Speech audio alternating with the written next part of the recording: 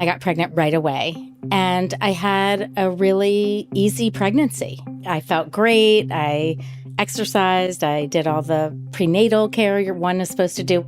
Around week 37, the doctors determined that he was breech, and so scheduled a C-section. And I went in very excited to become a mom. When Laurie Strongin-Goldberg arrived to give birth to her son Henry, it was the first time she'd been to the hospital since the day she herself was born. She'd always considered herself a healthy person, and her husband was too. I had had very little experience in the medical world. But that was about to change. I had a C-section, so they had to kind of bring him up to where I could see him. And as they did that, because babies' hands are sort of wrapped up around their faces, the doctors noticed that he had an extra flap of skin on his right hand. The baby was whisked away to the NICU before Laurie even got a chance to hold him. But she figured everything would be fine. She's an optimist. She celebrated with her friends and her husband in the recovery room until the doctor came back. He explained that Henry had a serious but not uncommon heart defect called tetralogy of Fallot. And he showed us a picture of a healthy heart and a heart with tetralogy of Fallot. And seriously, my husband and I could not tell the difference. So I remember having this feeling like you must be in the wrong room. Like you should be next door or down the hall or somewhere. You couldn't possibly be talking about our child. But he was, and the news only got worse from there. 2 weeks later, they learned the cause of the flap of skin on his hand and the heart defect, and that the two things together can be a sign of a fatal genetic condition called Fanconi anemia. And our life just took a 90-degree turn. That meant Henry would need a stem cell transplant to save his life. Henry's doctor told Laurie and her husband that the best way to save their child was a stem cell transplant using the umbilical cord blood from a sibling, what people in the medical community refer to as a transplant from a matched sibling donor. At the time, a stem cell transplant was possible from unrelated donors, but the likelihood of success was much lower. Absent a sibling donor, he had a 0% chance of living till kindergarten. In the meantime, he was going to have open heart surgery when he was 5 months old. Henry survived the surgery and recovered well, and Laurie and her husband, who had always wanted 3 kids, started trying for their next one. Our life quickly became essentially just playing Russian roulette with our children's lives, right? Because the disease is genetic. And every time we had a baby, we had a chance that the baby would have the same fatal disease as Henry. And we had a chance that the baby would be a perfect match. And so life got scary, really almost at the moment of parenthood. I'm Lauren Aurora Hutchinson. I'm the director of the Ideas Lab at the Johns Hopkins Berman Institute of Bioethics. On today's show, we'll go back to the late 90s to the first ever attempt to create a savior sibling. Is it ethical to create a life in order to save another? From Pushkin Industries and the Johns Hopkins Berman Institute of Bioethics, this is Playing God.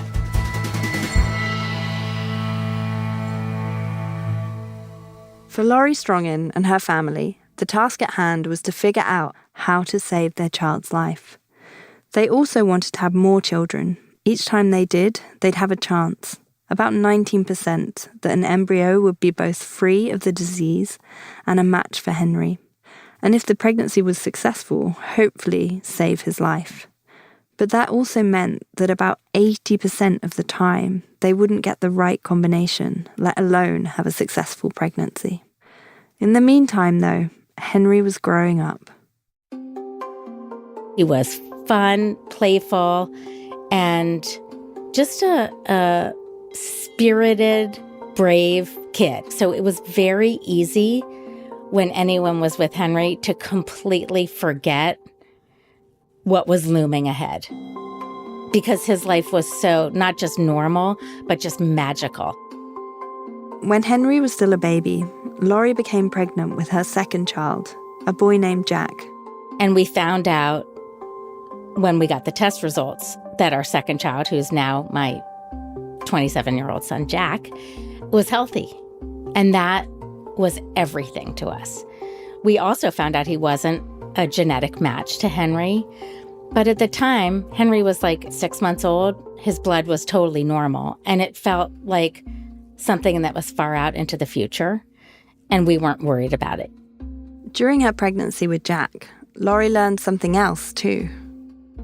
We got a call from a doctor who said, "What would you do if I told you you could knowingly get pregnant with a baby who's healthy and a perfect genetic match to Henry?" And I said, yes, that sounds like, too good to be true. Eventually, lots of doctors would become involved in caring for Henry. One of them was John Wagner, based at the University of Minnesota. John studies novel therapies to treat Fanconi anemia and other causes of childhood cancer. We knew that there was urgency, but it wasn't an immediate urgency in that Henry was doing okay. So we had some time, not indefinite, but some time. John thought if we can create embryos by IVF and then screen the embryos for genetic diseases, we can also screen to see if they would be a genetic match for a sibling with Fanconi anemia. Using a technique called pre-implantation genetic diagnosis, or PGD, John's team would determine whether embryos were negative for Fanconi anemia and a genetic match for Henry. If they were, blood could later be collected from the baby's umbilical cord and used as a stem cell transplant. Using cord blood for a stem cell transplant was still experimental at this time, and this particular combination of technologies had never been used to create a savior sibling. Laurie was very eager to try this because there was no good other options for her and her child. So we began the process. The new process went like this. Laurie and her husband would have embryos created by mixing her eggs and his sperm in the lab, and then genetic tests would be performed on them to see if any were negative for Fanconi anemia and a match for Henry. If they were fortunate enough to get the right combination, doctors could implant the embryo into her uterus, and the resulting baby would be free from disease, and their umbilical cord blood could be used to save Henry's life. The stakes were so high. And at this point now, he's almost 3. And remember when he was first diagnosed, they said he's going to need to have a transplant by the time he's 5. And a pregnancy takes 9 months. That's what it takes. So the clock was ticking, and this approach had never been successfully done before. But John and his team were working with another family at around the same time to try to create a sibling donor.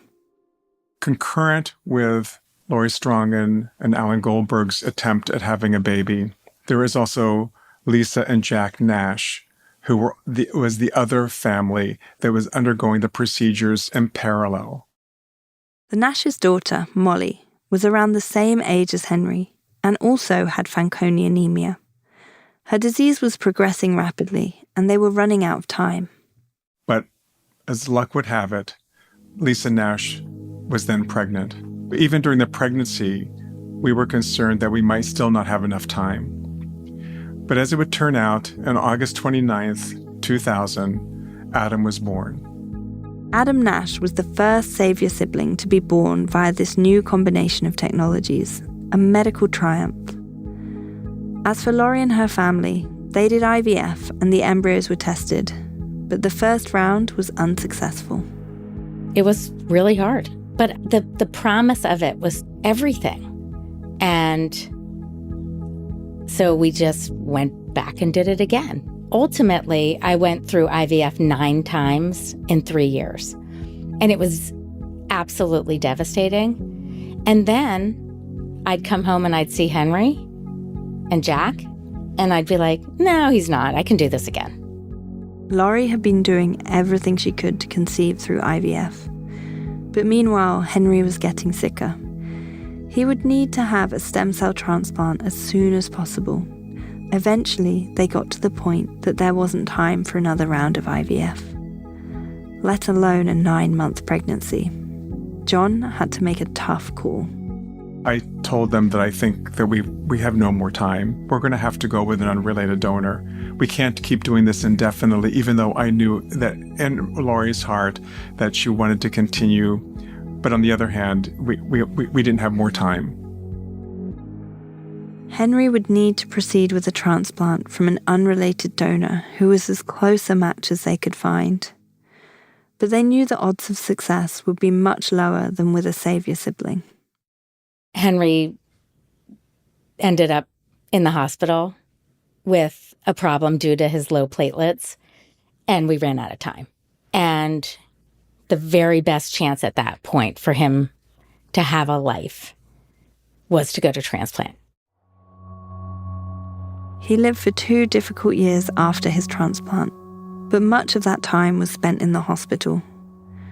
Lori and her husband did everything they could to normalize life for him there and give him a semblance of childhood. On December 11, 2002, Henry passed away at 7 years old. He was so brave and resilient and funny. But ultimately, Fanconi anemia is a tough adversary, even for the strongest and the bravest. I think that, of course, it was difficult for Lori and Alan to accept that this was not going to work. It's almost, given the carrot that this is available, but it doesn't always work. And then they tried and tried and tried and tried and tried, and it still didn't work. And then he goes to transplant, and then he dies of a complication from the transplant. And, when I say we, because I feel that I played a role in that, really felt that we tried everything. And I think in part that made it harder. It's like, no matter what we tried, it just didn't work. And we tried and tried and tried. Fanconi anemia is a tough adversary, which is why John and others looked to novel ways of treating the disease. But what happens when the treatment isn't just derived from medicines or techniques, but also materials from another human? The process generated tons of debate about the ethics of creating a child for the purpose of being a stem cell donor to his sibling. It was the first time that PGD was being used not only to choose an embryo without genetic disease, but also to choose between unaffected embryos because of their genetic match to another person. And John, as the pioneer of this new combination, was acutely aware of these ethical dilemmas. The principal ethical issues that we had to face was that we were testing an embryo for certain genetic advantages to us and to the child that existed with Fanconi anemia, that is HLA match or tissue matching. But that tissue matching was of no inherent benefit to that baby to be born. Would this child be used as spare parts? These were the terms that were being thrown around in those days, which was obviously creating a public response. The other parts of all this were, what is the concern that we were going down the slippery slope? Yes, first we were eliminating a disease. That was a good thing. But the tissue matching might just be the first foray into something more, such as sex selection, such as choosing on other traits. All we wanted to do was to save the life of Henry. People outright accused John and his team of crossing lines that shouldn't be crossed. He found it difficult to respond. What does this mean when someone says, you're playing God? How did it go from that conversation where we're trying to save a life? But what they were focused on was all those unborn embryos. When Lori went public with Henry's story in 2001, lots of people had opinions for her as well. Some people were writing in, why didn't these people just let these deformed children die? To me, that's unethical. To not try to save your child, to not fight to avoid catastrophic medical consequences, that is unethical. Coming up, I dive deeper into the ethical questions about Save Your Siblings with my colleague Jeffrey Kahn.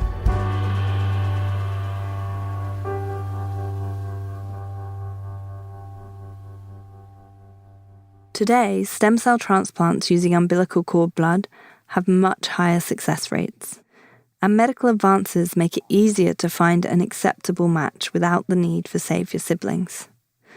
But back then, when it was all very new, it was hard to navigate the ethical implications that came up. When John Wagner found himself doing this novel work with the Nash family, the first family he worked with, he called up his colleague Jeffrey Kahn to get his take. At the time, Jeff was the director of the Center for Bioethics at the University of Minnesota, where John was working to help save the lives of children with Fanconi anemia. Today, he's my colleague and director of the Johns Hopkins Berman Institute of Bioethics. So as a parent, hearing Laurie's story really can't help but affect you on a personal level. And Jeff, I know you're a parent too, and I'm sure we can just completely relate to how Laurie and her husband would have just wanted to do everything they could to save their child, and also how they would have loved their child that they were trying to create as a result of all the rounds of IVF that Laurie went through. But maybe you don't even need to be a parent to understand that the journey that Laurie and her husband went on. I think you're right, Lauren, and I will say on a personal level for me, a little more insight in that I was on the faculty at the University of Minnesota when this case was unfolding, and Laurie and her husband, Alan, and their kids came to Minneapolis for treatment for Henry. I have two sons, and they're more or less the same age as Henry and Jack. And so it was very close to home for us, I will say. When this was unfolding, you sort of have to ask yourself, what would I do as a parent? Wouldn't I do anything I possibly could? How can you not try everything when you're trying to save the life of your child? Yeah, of course. So, wow, you were really there at the time as this was all unfolding, Jeff. So before we go further into hearing more about the ethical elements of the case that unfolded, could you just tell us a bit about the existing technologies that were being used for the first time in a new way? There was an ability to make embryos outside the body through in vitro fertilization. That was not such a new technology at this point. And there was a newer, younger technology called pre-implantation genetic diagnosis, or sometimes pre-implantation genetic testing, where a single cell could be removed from a very early stage embryo by a biopsy. That technology had been used up to this point to determine whether an embryo was carrying a genetic disease, and a decision could then be made about whether to implant that embryo. What was novel about this was the combination of IVF plus PGD, not just to determine whether the embryo was going to carry a genetic disease, in this case, Fanconi anemia, but if the embryo was negative for Fanconi, we need to test to see whether that embryo would develop into a baby whose cord blood could then be used to be transplanted into and save the life of Henry in this story, of the older brother. So that was the kind of, wow, nobody had thought about putting the technologies that existed. They weren't new technologies, but the combination of using them in this way was novel and started to ring all sorts of alarm bells, frankly, from an ethics perspective. So just to be clear then, with this procedure, it's not CRISPR. So there's no gene editing going on. It's purely the selection of the embryos. Right. So this is 20 years ago, a little bit more, actually. So there wasn't gene editing. CRISPR hadn't been discovered yet. So it was really just a way of making as many embryos as you can, which required, going through IVF and then testing those embryos in the way that I described. So it wasn't modifying embryos, but rather selecting embryos based on the genetic composition. But this new technique did raise really big ethical questions because it was the first time that it was being done.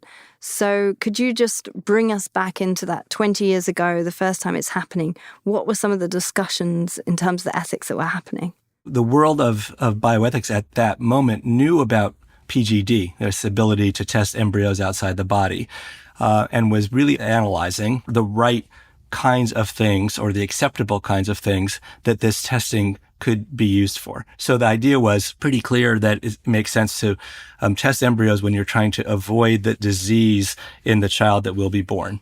Now, important to say, when you're testing embryos and choosing one versus another, you're not choosing the same eventual person with and without the disease, but you're effectively choosing one person versus another, right? The future person.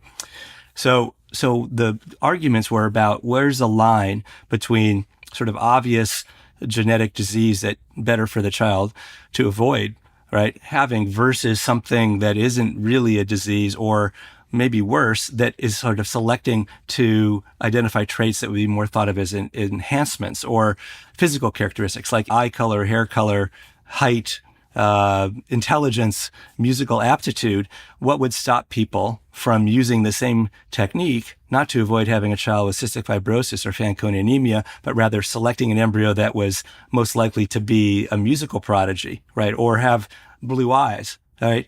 And blonde hair. It starts to sound very eugenic. And so that was the discussion. How do we make sure that the technology can be used in ways that seem appropriate and ethically acceptable, but prevent the kinds of, misuses from happening? No one thought about this idea of using the same technology to both make sure you're having a child that will not be affected by a genetic disease, and while we're at it, let's make sure there's a genetic match for another sick child in the family. I mean, that seemed like, wow, way out of bounds to us. No one had thought about that. So it wasn't that people were concerned of this procedure as it was. People were more concerned about what it would lead to in the future. It may sound a little quaint to talk about this now, in 2023, because there are companies that are offering exactly what we're talking about.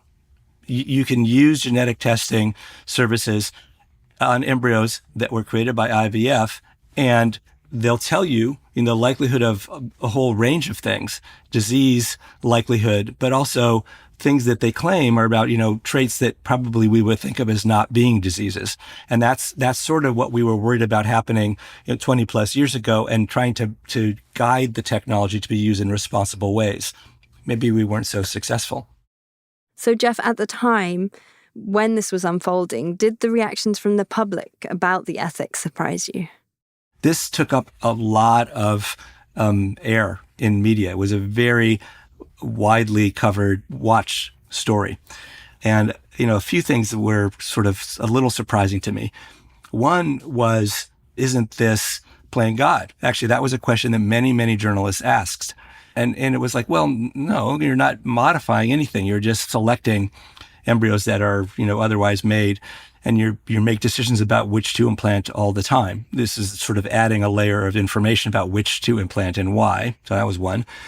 The second was, aren't the parents wrongly motivated by deciding to do this, right? They're having a child to save their other child, which to me sort of harked back to, everybody thinks about having children and why they have children, why they don't have children. And we don't quiz them about that. We don't say, tell us why you want to have children. It doesn't work like that, right? People have children for good, bad, or no reason. So it didn't make sense to me to sort of drill down so much on, the parents to say that their motivation was bad. Well, what do you mean? Their motivation is trying to save the life of their very sick son in this case. That seems like a pretty good motivation. Yeah, and so that really ties into what I want to ask you next about the conflict between ethical concerns and society's perspectives, and then individuals' rights as families to decide what to do about their own family. Could you talk a bit about that tension, how it plays out in this case in particular? Yeah, this case I think is a very unusual one because of that. The sort of foundational commitments that it puts in conflict are pretty unusual to see them, put together this way. So we talked a fair amount about when, if ever, can we restrict people's right to procreate, to have children. And, we don't do that in liberal societies. And that's sort of a commitment that we, some of the recent court decisions notwithstanding, there's a long history of people getting to decide for themselves, right? So we're very, very careful in treading on individual decision-making about reproduction. So that's one commitment. The other is we don't take advantage and exploit children. right? That's another really kind of foundational commitment. We protect children. And so we don't treat children as mere means, right? We treat them as ends unto themselves. And so we have a kind of a case where it feels like we're on the cusp here of treating children in a way that would be, exploitive at least, and maybe as mere means at worst. But to prevent that from happening requires us to restrict or tread on individual decision-making about reproduction. That makes it almost impossible for us to figure out what to do, except to say, let the parents decide for themselves. Thanks so much, Jeff. Great to talk with you today. Thank you, Lauren. Great to talk to you as well. As we heard, for Laurie Strongin, the decision was an uncomplicated one. All she was trying to do was save the life of her son, Henry. But she knows that it isn't just about her family. Here's the thing that I learned. All of us are the beneficiaries of many people who made tremendous sacrifices as the first or the second or the third to try something. And when you're the first person to try something, or maybe the second or third, you're rarely the beneficiary of it. Doctors learn, they make adaptations and improvements, and ultimately it works. And we all have benefited from scientific discovery on the backs of other people.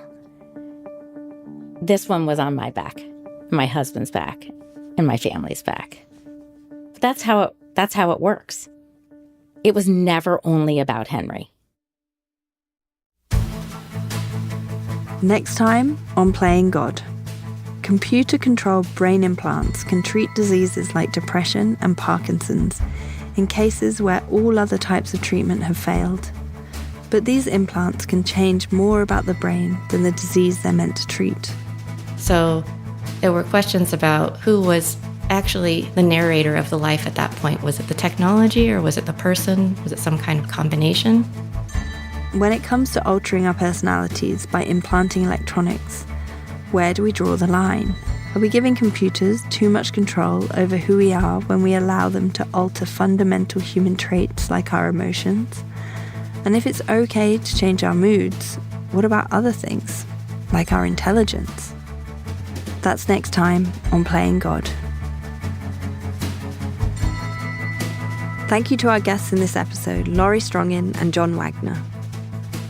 Playing God is a co-production of Pushkin Industries and the Johns Hopkins Berman Institute of Bioethics. Emily Vaughan is our lead producer. This episode was also produced by Sophie Crane and Lucy Sullivan. Our editors are Karen Shakurji and Kate Parkinson-Morgan. Theme music and mixing by Echo Mountain. Engineering support from Sarah Bruguer and Amanda K. Wang. Show art by Sean Carney. Fact-checking by David Jar and Arthur Gompertz. Our executive producer is Justine Lang. At the Johns Hopkins Berman Institute of Bioethics, our executive producers are Jeffrey Kahn and Anna Mastriani, working with Amelia Hood. Funding provided by the Greenwall Foundation. I'm Lauren Aurora Hutchinson. Come back next week for more Playing God.